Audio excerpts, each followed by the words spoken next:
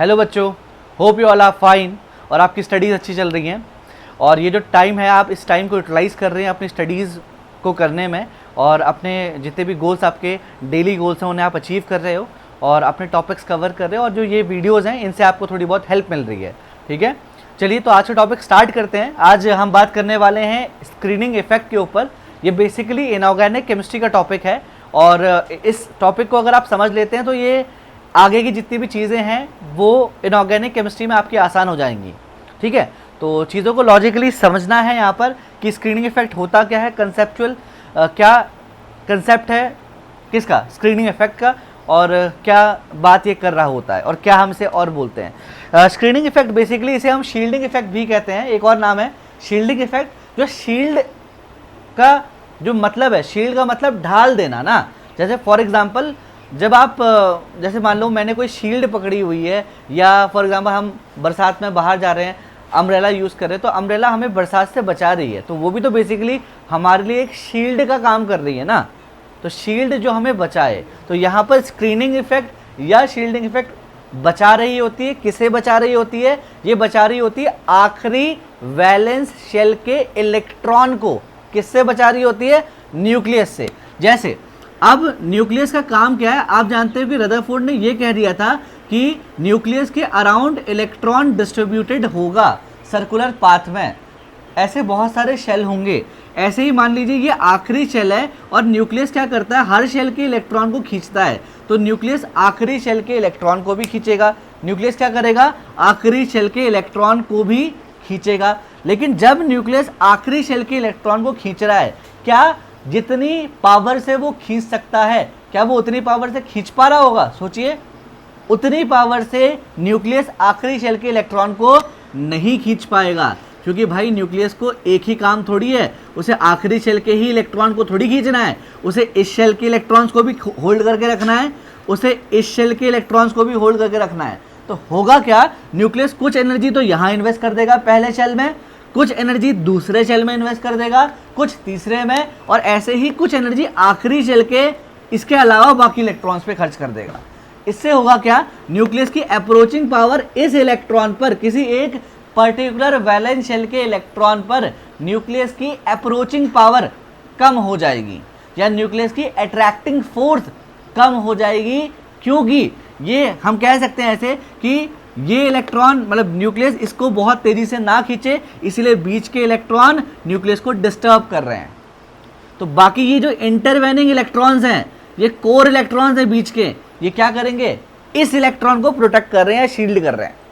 जैसे for example यहाँ पर मैंने एक टारगेट रख दिया है, मैंने बोला कि दूर से इस बोर्ड पे आपको कोई चीज़ फेंक के मारनी है, इस बोर्ड पे ही लगना चाहिए, इस बोर्ड की स्पेसिफिक इस पार्ट पे लगना चाहिए। अगर बीच में कोई नहीं है तो आप सीधे मार लोगे। लेकिन फॉर एग्जांपल अगर बीच में बच्चे दौड़ रहे हैं, यहाँ से वहाँ भाग रहे हैं, लोग हैं बीच में, तो क्या होगा, जब आप इस टारगेट को मार रहे हो दूर से, तो आपको थोड़ा बहुत डिस्टर्बेंस आएगा। या मैं ऐसा कह सकता हूँ, जो ये बीच के लोग हैं, जो एलिमेंट्स हैं बीच में घूम रहे हैं, यहाँ से वहाँ जो चीज़ें हैं बीच में रखी हुई हैं, वो इस टारगेट को प्रोटेक्ट कर रहे हैं, इस टारगेट को शील्ड कर रहे हैं। इसे बोलते हैं शील्डिंग इफेक्ट, इसे बोलते हैं स्क्रीनिंग इफेक्ट। ये इलेक्ट्रॉन्स बीच में खड़े हैं, तो वही इस इलेक्ट्रॉन को बचा रहे हैं। किससे बचा रहे हैं? न्यूक्लियस से बचा रहे हैं। सामने रखा हुआ है न्यूक्लियस, पीछे है इलेक्ट्रॉन, मैं बीच के इलेक्ट्रॉन्स हूँ।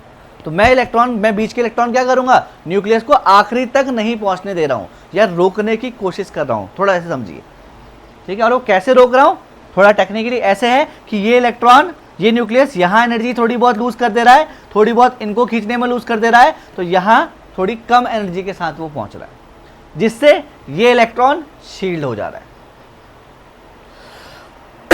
इस इफेक्ट को हम बोलते हैं बेटा शील्डिंग इफेक्ट या स्क्रीनिंग इफेक्ट। डेफिनेशन किस तरीके से आती है शील्डिंग इफेक्ट या स्क्रीनिंग इफेक्ट की, बहुत सिंपल से हम लिख रहे हैं, power of nucleus to the outermost electron is decreased by inner core electron is called या is known as screening effect.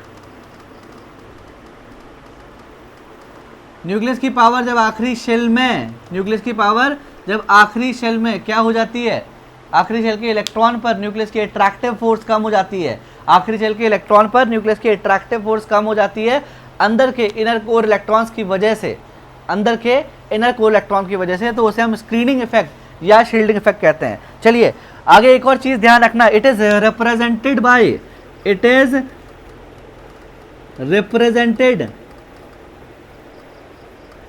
By sigma. देखिए जो स्क्रीनिंग कांस्टेंट, एक वर्ड हम यूज करेंगे, हम स्क्रीनिंग कांस्टेंट निकालते हैं और ये सिग्मा से रिप्रेजेंट किया जाता है, और इसे कैलकुलेट करने का एक प्रॉपर तरीका है जिसे हम स्लैटर्स रूल कहते हैं। आप स्लैटर्स रूल के थ्रू क्या करने वाले हैं, स्क्रीनिंग कांस्टेंट सिग्मा किस तरीके से कैलकुलेट कर रहे हैं वो बताने वाला हूं आपको। इसे नोट करिए, आगे बढ़ते हैं जल्दी से, ठीक है, फटाफट से आगे बढ़ रहे हैं। स्क्रीनिंग इफेक्ट तो सीख लिया, या स्क्रीनिंग इफेक्ट तो हमने समझ लिया कि स्क्रीनिंग इफेक्ट क्या होता है, बट अब स्क्रीनिंग इफेक्ट कैलकुलेट कैसे करेंगे, कैलकुलेशन स्क्रीनिंग इफेक्ट की। तो देखिए स्क्रीनिंग कांस्टेंट निकालना बता रहा हूं मैं आपको फटाफट से। स्क्रीनिंग कांस्टेंट बहुत इंपॉर्टेंट चीज़ है बेटा। स्क्रीनिंग कांस्टेंट क्लास 11th के हिसाब से उतना इंपॉर्टेंट नहीं है, बट नीट या जेईई मेंस के हिसाब से बहुत ज़्यादा इंपॉर्टेंट है। आपको स्लैटर्स रूल के ऊपर प्रॉब्लम्स मिल जाती हैं, यहाँ पर स्लैटर्स रूल पता होना चाहिए। स्क्रीनिंग इफेक्ट सिग्मा कैसे निकालते हैं देखिएगा, आप स्लैटर्स का रूल यूज कर रहे हैं, स्लैटर रूल। स्लैटर्स ने बेसिकली ना एक मैथमेटिकल फॉर्मूला दे दिया था सिग्मा निकालने के लिए, मतलब से एक तरीका दे दिया था। कैसे दिया था मैं बता रहा हूँ। जैसे फॉर एग्जांपल ये न्यूक्लियस है, ठीक है, और इसके पास मान लीजिए इतने शेल हैं और यहाँ पर इलेक्ट्रॉन्स हैं, ठीक है। चलो एक शेल कम कर दे रहे हैं, आसानी से निकल जाएगा, ठीक है। चलो ये कह रहा है ये आखिरी शेल का इलेक्ट्रॉन है, एक नहीं 2 इलेक्ट्रॉन है इसमें। यहाँ बीच में आप जानते हैं 4 5 6 7 8 इलेक्ट्रॉन यहाँ हैं, और सबसे अंदर 2 इलेक्ट्रॉन है। अब न्यूक्लियस मान लीजिए इस वाले इलेक्ट्रॉन को खींच रहा है। जब न्यूक्लियस इस वाले इलेक्ट्रॉन को खींच रहा है तो बाकी सारे शील्ड कर रहे हैं, ठीक है। ये भी शील्ड कर रहे हैं, ये भी शील्ड कर रहे हैं, और इसके साथ जो इसका साथी है इसी शेल का जो इलेक्ट्रॉन है वो भी शील्ड कर रहा है। लेकिन एक बात बताइए, सबकी शील्डिंग अलग अलग होगी, क्योंकि ऑब्वियस ही बात है ये इलेक्ट्रॉन न्यूक्लियस से बहुत दूर है। अगर ये न्यूक्लियस से बहुत दूर है तो न्यूक्लियस को थोड़ी कवर कर पाएगा, घेर थोड़ी पाएगा न्यूक्लियस को। लेकिन ये इलेक्ट्रॉन तो न्यूक्लियस के बहुत पास है ना, तो इनकी स्क्रीनिंग ये ज़्यादा कवर कर लेंगे न्यूक्लियस को। तो जो इलेक्ट्रॉन जितना पास होता है उसकी स्क्रीनिंग उतनी ही ज़्यादा होती है। जो न्यूक्लियस के शेल मतलब जो जितना करीब हैं वो उतना ही ज़्यादा स्क्रीन करते हैं, ठीक है। तो इसके लिए स्क्रीनिंग कांस्टेंट उन्होंने बोला कि इन शेल के लिए, मतलब जिस सेल के इलेक्ट्रॉन का स्क्रीनिंग निकालना है, उसी शेल के दूसरे इलेक्ट्रॉन्स के लिए स्क्रीनिंग कांस्टेंट की वैल्यू होगी 0.35। अच्छा, जस्ट उसके अंदर वाले की वैल्यू होगी 0.85, और इसके बाद अंदर जितने भी बच जाएंगे शेल, इस केस में एक ही शेल बचा है, इस केस में एक ही शेल बचा है, तो इस केस में जितने भी शेल बच जाएंगे उनकी वैल्यू 1 होगी। मतलब मैं आपको स्क्रीनिंग कांस्टेंट की वैल्यू बता दे रहा हूं कंट्रीब्यूशन की। देखिए अगर छोटा सा एक बहुत सिंपल तरीके से समझ रहे हैं, यहां देखिए, यहां मैंने कंट्रीब्यूशन लिख दिया और यहां से ये वैल्यू देखो।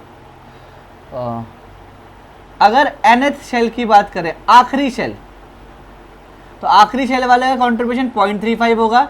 आखिरी से पहले n-1 शेल वालों का 0.85, और इसके बाद n-2 जितने बच जाएंगे, चाहे n-2 चाहे 1 बचे 2 बचे, जितने भी बचे सबके लिए वैल्यू 1। आखिरी उसी शेल के इलेक्ट्रॉन के लिए वैल्यू 0.35, उससे पहले वालों के लिए 0.85 और सबसे अंदर वालों के लिए 1। एक बार निकाल के दिखाते हैं आपको सिग्मा। देखिए इसी में निकाल के दिखा रहा हूं। आखिरी वाले के लिए हर एक इलेक्ट्रॉन का कंट्रीब्यूशन है, हर एक इलेक्ट्रॉन का, इंडिविजुअल इलेक्ट्रॉन का 0.35। कितने इलेक्ट्रॉन्स हैं, एक बचा, तो 0.35 मल्टीप्लाई बाई 1, प्लस इसके जस्ट अंदर वाले के लिए कितना था, अभी लिखा है 0.85, और कितने इलेक्ट्रॉन्स हैं, मल्टीप्लाई बाय कितने हैं, 8 हैं, 8, फिर प्लस सबसे अंदर 2 इलेक्ट्रॉन्स बचे हैं और कॉन्ट्रीब्यूशन 1 होता है। बस सॉल्व कर लीजिए, फटाफट से सॉल्व कर लीजिए। ये 0.35 आ जाएगा, इसे सॉल्व करोगे 6.8 आ जाएगा, ठीक है, और ये आ जाएगा 2, ठीक है। तो ये 8.8 प्लस 0.35 तो 9.15 हमने इस तरीके से सिग्मा निकाल लिया। बस यही है, दिस इज स्लैटर्स रूल। हमने स्लैटर्स रूल कैलकुलेट कर लिया, स्लैटर्स रूल से हमने सिग्मा की वैल्यू कैलकुलेट कर ली। ये मैंने 12 इलेक्ट्रॉन के लिए लिखा था, मतलब ये कहानी मैग्नीशियम की थी। तो कहने का मतलब ये है भाई कि मैग्नीशियम के लिए इतना स्क्रीनिंग इफेक्ट आ रहा है, 9.15, 12 प्रोटॉन्स है इसके पास, 9.15 इसकी स्क्रीनिंग आ रही है, ठीक है। तो जब इसका न्यूक्लियस आखिरी शेल के इलेक्ट्रॉन को खींच रहा है तो उतनी पावर से वो नहीं खींच पाएगा, क्योंकि इतनी एनर्जी तो वो इन्वेस्ट कर दे रहा है बाकी और इलेक्ट्रॉन्स को खींचने में। इसे आपने नोट कर लिया होगा, बहुत सिंपल तरीके से स्लैटर्स रूल बताया है, शॉर्ट में लिखाया भी है, आप ध्यान रखेंगे। एक आध एग्जाम्पल करा रहा हूँ, हटा देते हैं इसे, ठीक है। चलिए अब देखिए, अब इसे थोड़ा और समझते हैं। एक बार हम सिग्मा तो हमने निकाल के देख लिया, अब सिग्मा के बाद बेटा क्या कर रहे हैं हम, जेड स्टार, एक बार जेड स्टार भी सीखते हैं। देखिएगा अब जेड स्टार, अगला टॉपिक आपका इफेक्टिव न्यूक्लियर चार्ज, इसकी बात करते हैं। ये टॉपिक नंबर 2 है, इसी में इफेक्टिव न्यूक्लियर चार्ज भी हम समझ लेते हैं। इफेक्टिव न्यूक्लियर चार्ज, इसे हम ENC भी कहते हैं। और कैसे रिप्रेजेंट करते हैं बेटा, इसे रिप्रेजेंट करते हैं जेड स्टार से या जेड इफेक्टिव से। अगेन स्लैटर रूल का यूज कर रहे हैं, जेड इफेक्टिव, जेड स्टार या जेड इफेक्टिव।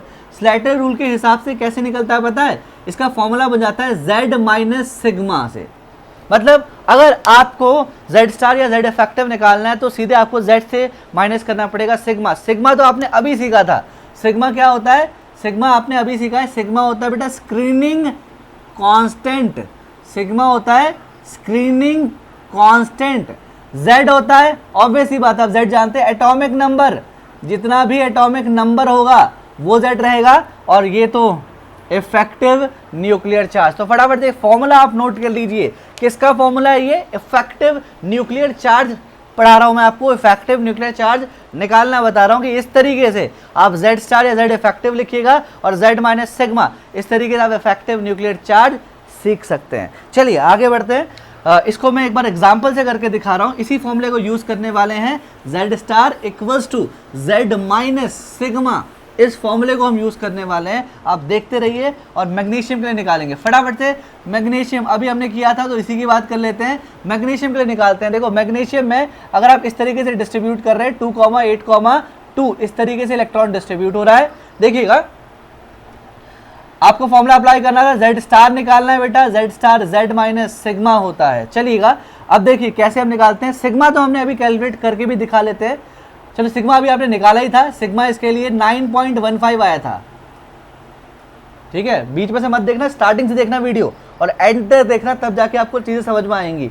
बीच में देखोगे और समझ ले सोचेंगे कि समझ जाएंगे, ऐसा नहीं होगा, आपको एंड तक देखना पड़ेगा तब चीज़ें समझ में आएंगी। और स्टार्टिंग से देखिए जो बीच में देख रहा है इसको, ठीक है। अब देखिए हमने सिग्मा निकाल दिया, सिग्मा निकालने के बाद आपको Z स्टार निकालना है, वेरी सिंपल। Z स्टार कैसे निकलेगा, Z माइनस सिग्मा, Z कितना है 12 और सिग्मा कितना है 9.15, ठीक है।